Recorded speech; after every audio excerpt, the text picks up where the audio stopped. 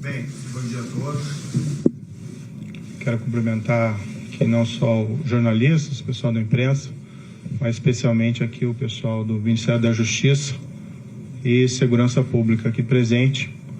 Muitos também gostariam de estar aqui presentes, mas nós buscamos ao máximo evitar aí aglomerações, né? Nem conseguimos totalmente, mas enfim. Primeiro eu queria lamentar a realização dessa... Eu pediria silêncio daí para que pudesse falar sem intervenção. Eu queria lamentar aqui esse evento na data de hoje. Nós estamos passando por uma pandemia, né, do Covid-19. Ontem, uma informação lamentável de 407 óbitos, 3.313 óbitos no total. Então, durante essa pandemia, infelizmente, tendo que realizar esse evento, busquei ao máximo evitar que isso acontecesse, mas foi inevitável. Então, peço a compreensão de todos pela circunstância adversa, mas não foi por minha opção. Antes de entrar no assunto específico, eu queria fazer só algumas reflexões gerais para poder justificar minhas decisões. Antes de assumir o cargo de Ministro da Justiça e Segurança Pública, eu fui juiz federal por 22 anos, tive diversos casos criminais relevantes e desde 2014, em particular, nós tivemos a Operação Lava Jato, que mudou o patamar de combate à corrupção no país. É claro que existe muito ainda a ser feito, mas aquela grande corrupção que em geral era impune, esse cenário foi modificado. Isso foi um trabalho do Judiciário, do Ministério Público, de outros órgãos e na parte da investigação, principalmente aí da Polícia Federal.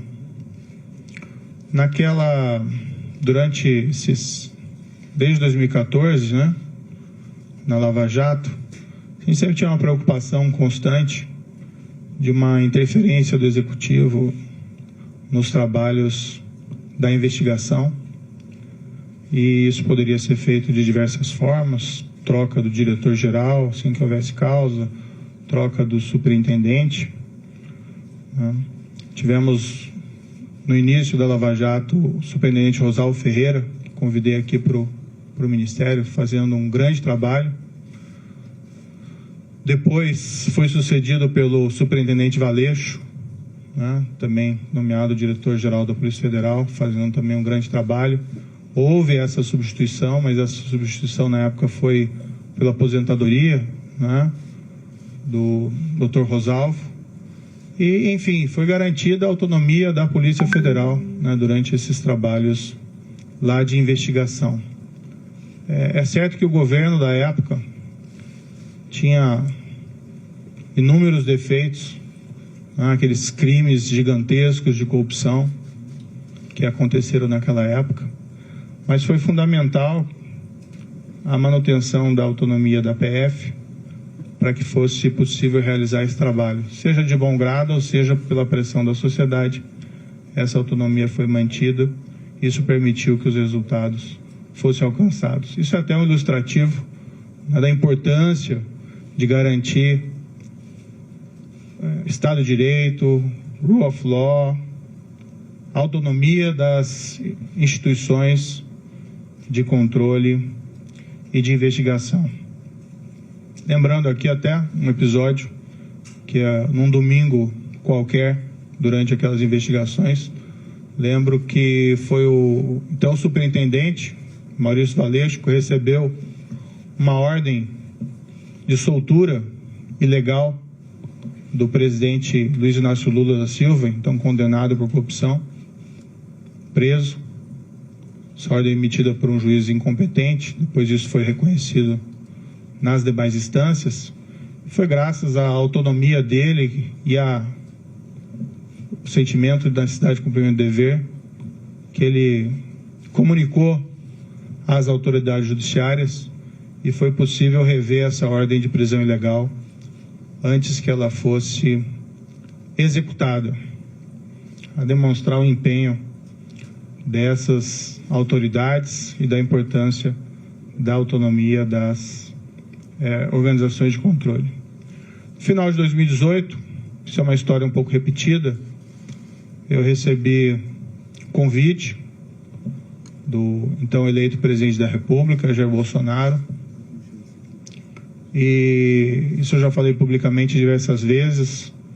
É fácil repetir essa história porque essa história é absolutamente verdadeira. E fui convidado a ser ministro da Justiça e da Segurança Pública. O que foi conversado com o presidente, lembro, foi no 1º de novembro, foi que nós teríamos um compromisso com o combate à corrupção, o crime organizado e a criminalidade violenta. Inclusive foi me prometido na ocasião carta branca para nomear todos os assessores, inclusive desses órgãos, né, policiais, como a Polícia Rodoviária Federal e a própria Polícia Federal. Na ocasião, né, até aproveitando aqui um breve parênteses para desmistificar um dado, foi divulgado equivocadamente por algumas pessoas que eu teria estabelecido como condição para assumir o Ministério da Justiça uma nomeação ao Supremo Tribunal Federal. Nunca houve essa condição, tá? Até porque seria algo de aceitar um cargo de ministro da Justiça pensando em outro. Isso não é da minha natureza. Eu realmente assumi esse cargo, fui criticado, entendo essas críticas, né, mas a ideia era realmente buscar, num nível de formulador de políticas públicas aqui, numa alta posição do Executivo, de aprofundar o combate à corrupção e levar, né, esse maior efetividade em relação também à criminalidade violenta, ao crime organizado. Tem uma única condição que eu coloquei, não ia revelar, mas agora isso acho que não faz mais sentido manter o segredo. Isso pode ser confirmado tanto pelo presidente como o general Heleno. Eu disse que, como eu estava abandonando 22 anos da magistratura, contribuí 22 anos para a Previdência e perdia, né, saindo da magistratura, essa Previdência. Pedi apenas, já que nós íamos ser firmes contra a criminalidade, especialmente a criminalidade organizada, que é muito poderosa, que se algo me acontecesse, né, pedir que a minha família não ficasse desamparada sem uma pensão. Foi a única condição que eu coloquei para assumir essa posição específica no Ministério da Justiça. Permito-me aqui dizer que o presidente concordou com esse compromisso, nem foi uma condição, o combate à corrupção, criminalidade violenta, criminalidade organizada, né? Falou até publicamente que me daria a carta branca.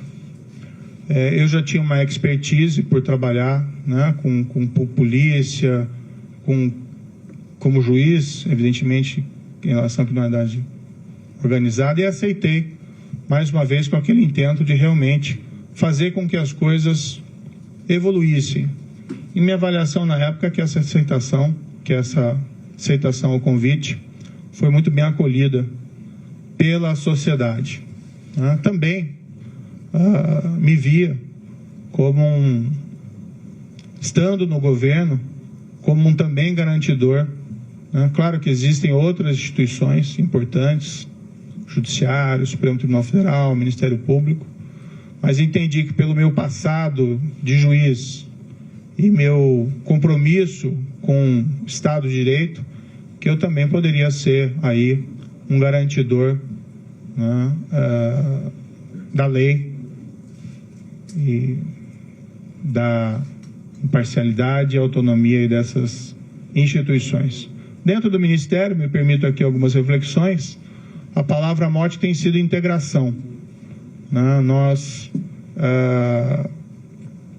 atuamos muito próximos das forças de segurança estaduais, até mesmo municipais.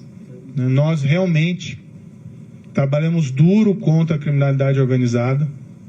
Ouso aqui dizer, claro que tudo isso é sujeito a críticas e segundas opiniões, mas que não houve um combate tão efetivo à criminalidade organizada como houve durante essa gestão do Ministério da Justiça e Segurança Pública, trabalhando não contra, mas com os governos estaduais.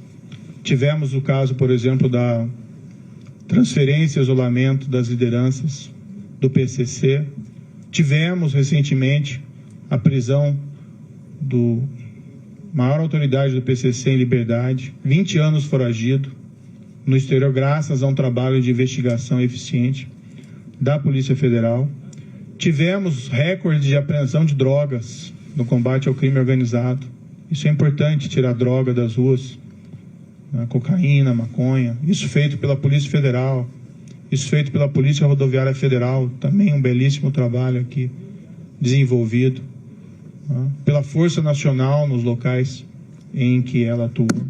Tivemos aí recorde de destruição de plantações de maconha no Paraguai, que é o nosso principal fornecedor. Números expressivos de apreensão de produto do crime, seja de droga, seja de corrupção, principalmente aí no caso pela Polícia Federal. Buscamos fortalecer a Polícia Federal e a Polícia Rodoviária Federal nesse período, com ampliação dos concursos existentes. Empregamos aí maciçamente a Força Nacional em todo o território nacional. A Força Nacional é uma instituição que, a meu ver, deveria ser fortalecida. Nós estamos lá defendendo no Congresso Nacional uma emenda à Constituição para tornar ela uma instituição prevista ali na Constituição, para que nós possamos ter, com o tempo, também um corpo próprio, sem prejuízo dos mobilizados, sem prejuízo dos requisitados do Estado, que nós queremos fortalecê-la. E ela tem sido muito demandada e às vezes nós sentimos que nós não temos aí a perna suficiente. E ela atendeu diversas emergências de segurança pública nesse período, lá no Ceará, por mais de uma vez, espalhadas aí em terras indígenas, enfim, no nosso projeto Em Frente Brasil. Nós criamos o CEOP, Secretaria de Operações Integradas, até nessa linha de fortalecer a integração. A CEOP desenvolveu um programa chamado Horus e Vigia, que é talvez um dos primeiros programas realmente efetivos aí para controle de fronteiras no nosso país, e trabalha em conjunto com as forças de segurança estaduais. Investimos em inteligência com os centros de fusão, estaremos trabalhando também em outras áreas.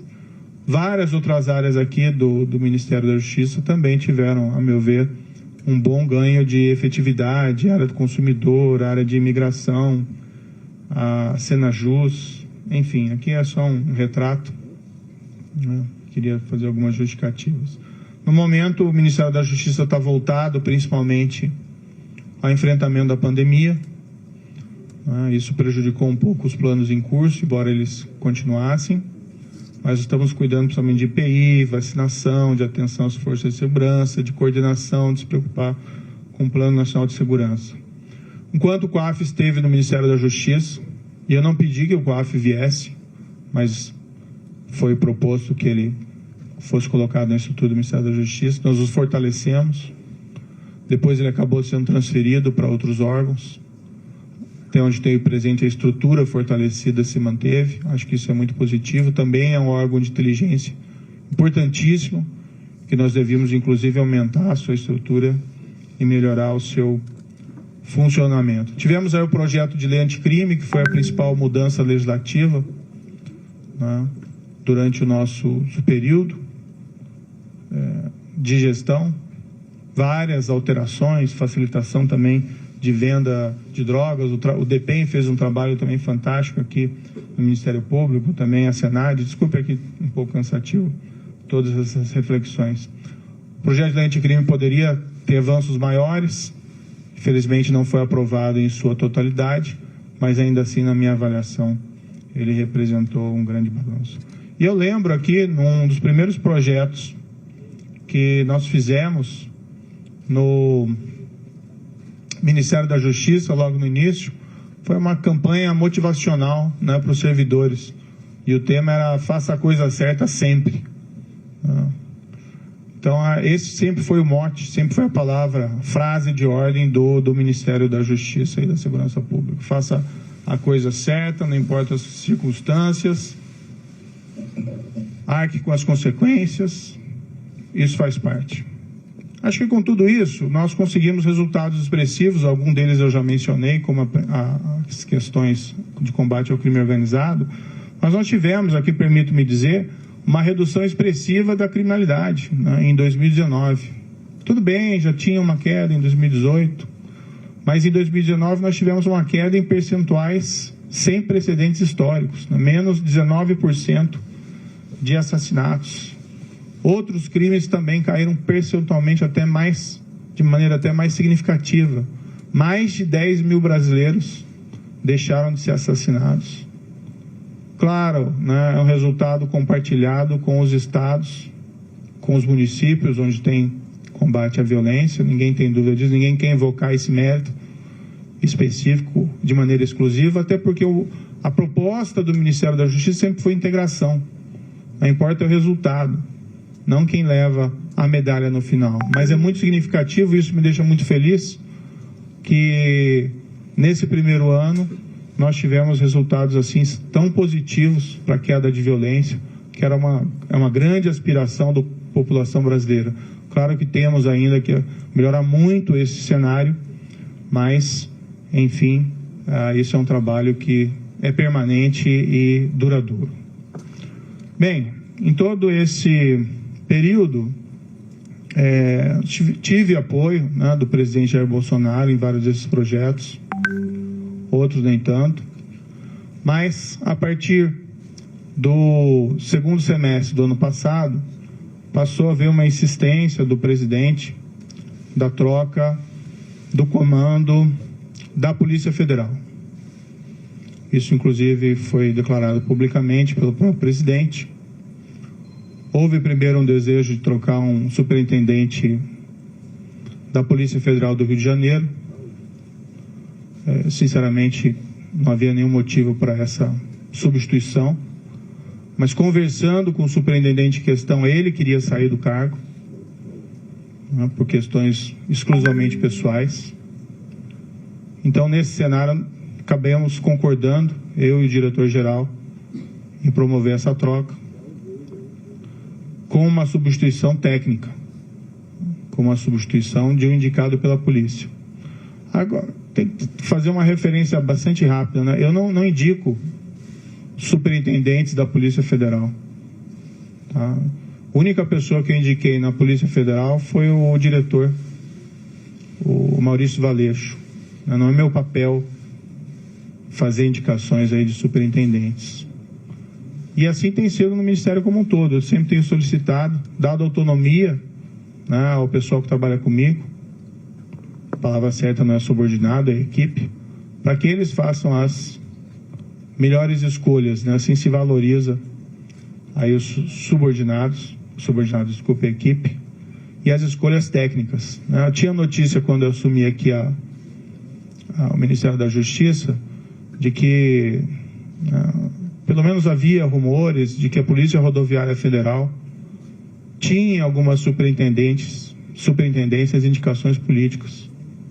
Eu escolhi o diretor-geral, Adriano Furtado, está aqui presente, e ele pode ser testemunhar o que eu disse para ele na ocasião, que eu falei, escolha tecnicamente, né? O que não é aceitável de maneira nenhuma são essas indicações políticas. Claro que às vezes existem indicações positivas, mas quando se começa a preencher esses cargos técnicos, principalmente de polícia, por questões político-partidárias, realmente o resultado não é bom para a corporação, inclusive. O presidente, no entanto, passou a insistir também na troca do diretor-geral. O que eu sempre disse ao presidente? Presidente, eu não tenho nenhum problema em trocar o diretor-geral da Polícia Federal, mas eu preciso de uma causa. E uma causa normalmente relacionada a uma insuficiência de desempenho, um erro grave. E, no entanto, que eu vi, né, durante todo esse período, e até pelo histórico do próprio diretor-geral, que é um trabalho bem feito, né? Várias dessas operações importantes, combate ao crime organizado, operações também de combate à corrupção que foram relevantes, poderiam ter até mais operações, né? Mas normalmente essas operações elas maturam durante algum tempo, e ano passado em particular nós ficamos aí 4 meses sem poder movimentar inquéritos envolvendo lavagem de dinheiro, né, por uma decisão judicial. Isso também prejudicou um pouco os trabalhos, mas o trabalho vinha sendo feito, e até a queda dessas estatísticas criminais é um indicador relevante de que o trabalho estava sendo positivo.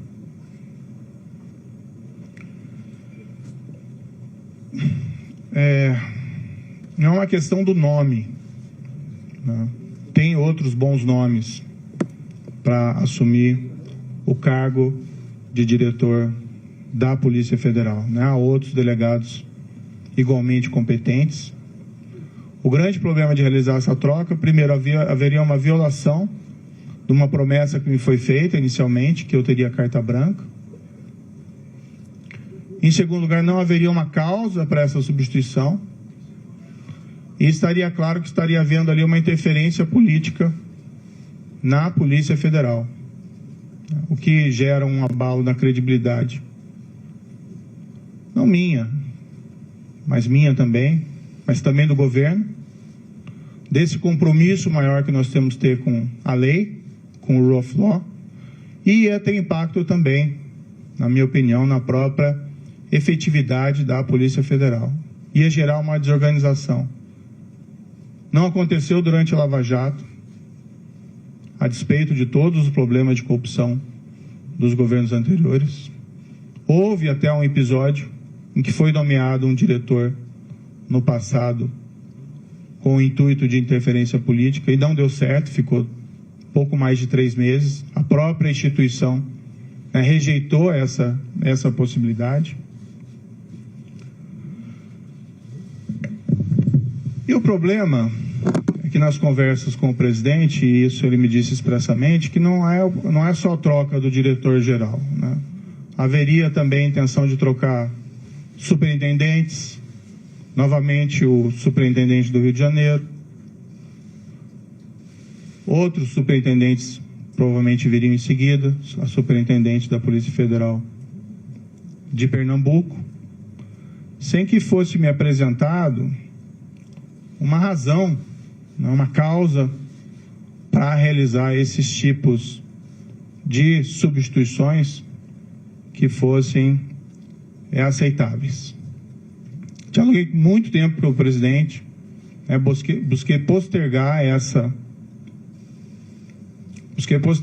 decisão, às vezes até sinalizando que poderia concordar no futuro, né, com essa possibilidade.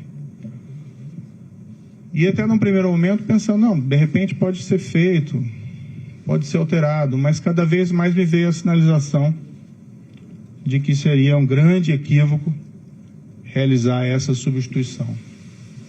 Ontem, né, conversei com o presidente, houve essa insistência do presidente, né, falei ao presidente que seria uma interferência política, ele disse que seria mesmo, né. Falei que isso teria um impacto para todos, que seria negativo, mas para evitar uma crise, né, durante uma pandemia, não tenho vocação aí para carbonário, muito pelo contrário, acho que o momento é inapropriado para isso. Eu sinalizei, então vamos, né, substituir o Valeixo por alguém que represente a continuidade dos trabalhos, alguém com um perfil absolutamente técnico e que fosse uma sugestão minha também. Na verdade, nem minha, uma sugestão da própria Polícia Federal. Eu sinalizei com o nome do atual diretor executivo da Polícia Federal, Disney Rossetti. Eu nem tenho uma grande familiaridade com Disney Rossetti, mas é uma pessoa de carreira, de confiança. E como eu disse, essas questões não são pessoais, não são preferências pessoais, são questões que têm que ser decididas tecnicamente. Fiz essa sinalização, mas não obtive resposta. O presidente tem a preferência por alguns nomes que seriam da indicação deles. Eu não sei qual que vai ser exatamente a escolha. Foi ventilado o nome de um delegado que passou mais tempo no Congresso do que na ativa, na Polícia Federal. Foi indicado, o sugerido nome do atual diretor da BIM, que tem até um bom nome dentro da Polícia Federal. Mas o grande problema é que não são tantos essa questão de quem colocar, o problema é por que trocar, e permitir que seja feita a interferência política no âmbito da Polícia Federal. O presidente me disse mais de uma vez, expressamente, que ele queria ter uma pessoa do contato pessoal dele, que ele pudesse ligar, que ele pudesse colher informações, que ele pudesse colher aí relatórios de inteligência, seja o diretor, seja o superintendente. E realmente não é o papel da Polícia Federal prestar esse tipo de informação. As investigações têm que ser preservadas. Imaginem se durante a própria Lava Jato, o ministro, o diretor-geral, o presidente, então presidente Dilma, o ex-presidente Luiz ficasse ligando para o superintendente em Curitiba para colher informações sobre as investigações em andamento. Então, a autonomia da Polícia Federal, como um respeito aí à autonomia da aplicação da lei, seja a quem for, isso é um valor fundamental que nós temos que preservar dentro de um Estado de Direito. O presidente me disse isso expressamente, ele pode ou não confirmar essas questões, mas, enfim, é algo que realmente eu não entendi apropriado. Então, o grande problema não é quem entra, mas por que alguém entra. E se esse alguém, sendo da corporação, aceitando substituição do atual diretor-geral, com o impacto que isso vai ter na corporação, não conseguiu dizer não para o presidente uma proposta dessa espécie, eu fico na dúvida se vai conseguir dizer não em relação a outros temas. Há uma possibilidade que se afirme que o Maurício Valeixo gostaria de sair, mas isso não é totalmente verdadeiro. O ápice da carreira de qualquer policial federal, delegado da Polícia Federal, é a direção-geral da Polícia Federal. E ele entrou com uma missão. Claro que depois de tantas pressões para que ele saísse, ele de fato até manifestou a mim: olha, talvez seja melhor eu sair para diminuir essa cisma, e nós conseguimos realizar uma substituição aqui adequada. Eu sairia para uma adjudância ou para outro cargo, mas nunca isso voluntariamente, sim decorrente dessa pressão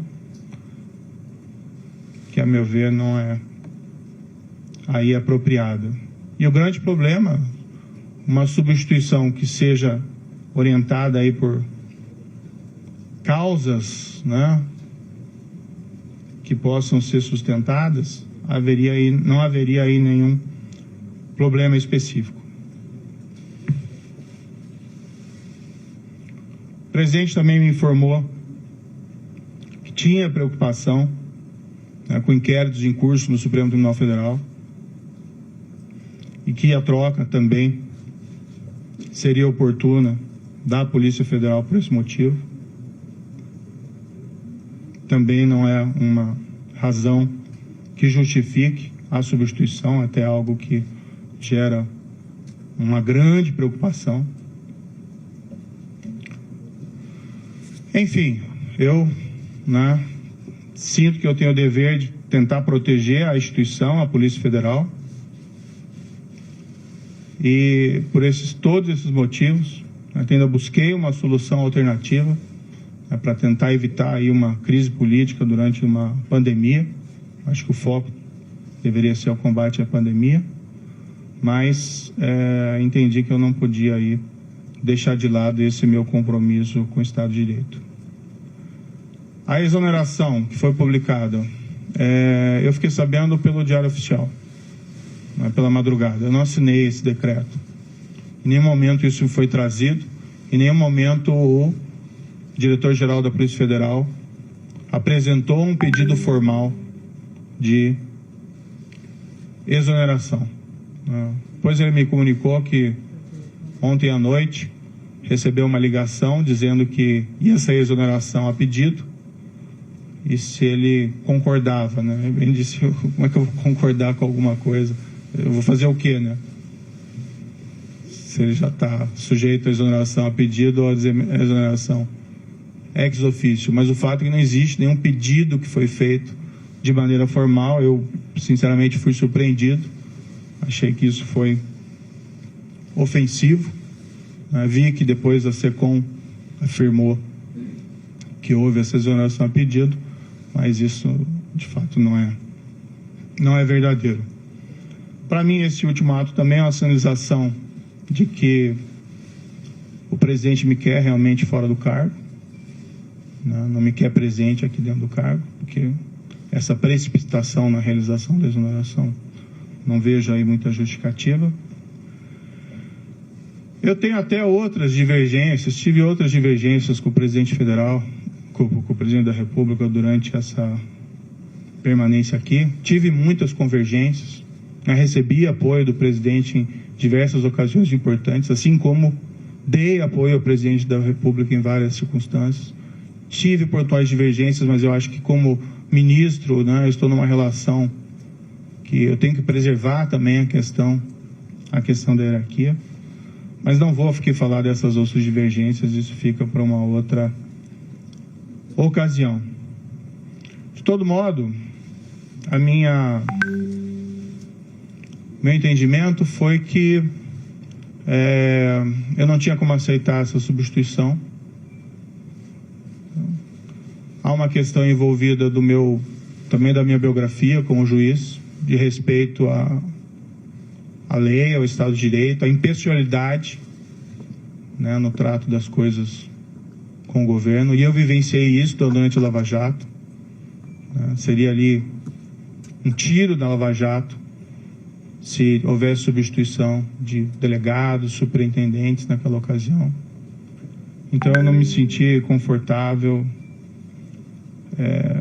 Tenho que preservar a minha biografia, mas acima de tudo eu tenho que preservar o compromisso, que foi o compromisso que eu assumi inicialmente com o próprio presidente, que nós seríamos aí firmes no combate à corrupção, crime organizado e criminalidade violenta. E um pressuposto necessário para isso é que nós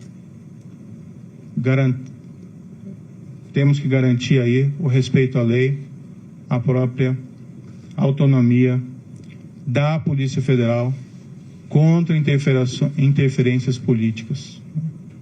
Certo, o presidente indica, ele tem essa competência, ele indica o diretor-geral, mas ele assumiu um compromisso comigo inicial de que seria uma escolha técnica, que eu faria essa escolha, e o trabalho vem sendo realizado.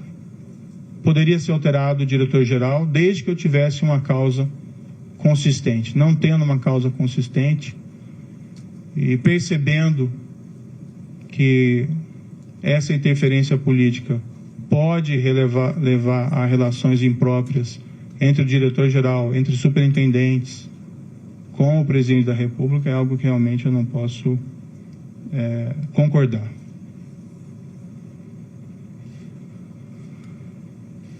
Um pouco sobre o futuro, De todo modo, eu agradeço ao presidente da República a nomeação que me foi feita. lá atrás. Acho que nós tínhamos um compromisso e eu fui fiel a esse compromisso. Né? Acho que estou sendo fiel a esse compromisso no momento em que eu me encontro aqui dentro do Ministério da Justiça. No futuro, né, eu vou começar a empacotar minhas coisas e vou providenciar aqui o meu encaminhamento da minha carta de demissão. Né? Eu, infelizmente, não tenho como persistir com o compromisso que assumi sem que eu tenha condições de trabalho, sem que eu tenha condições de preservar a autonomia da Polícia Federal para realizar os seus trabalhos, ou sendo forçado a sinalizar uma concordância com uma interferência política na Polícia Federal, cujos resultados são imprevisíveis. Espero que, independente da minha saída, seja feita a escolha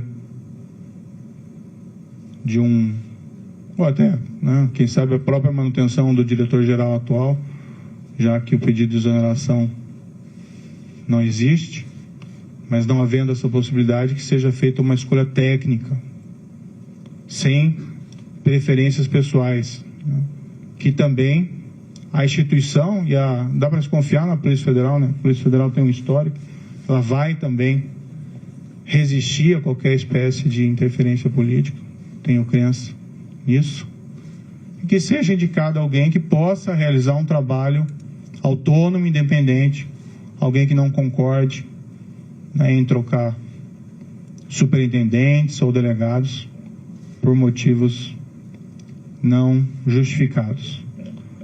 O meu futuro pessoal, após disso, né, eu abandonei esses 22 anos de magistratura, infelizmente é um caminho sem volta, né, mas quando eu assumi, eu sabia dos riscos, vou descansar um pouco, né.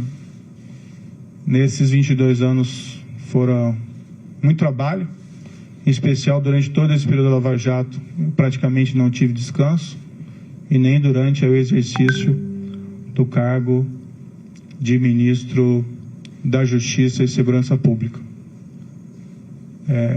Vou procurar, né, mais adiante um emprego, não enriqueci, né, no serviço público, nem como magistrado, nem como ministro.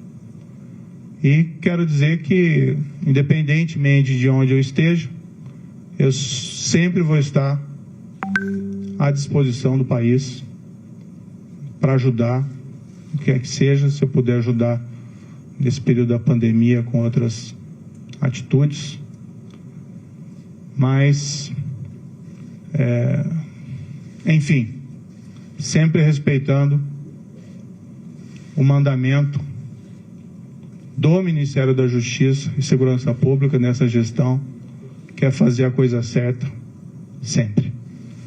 Muito obrigado.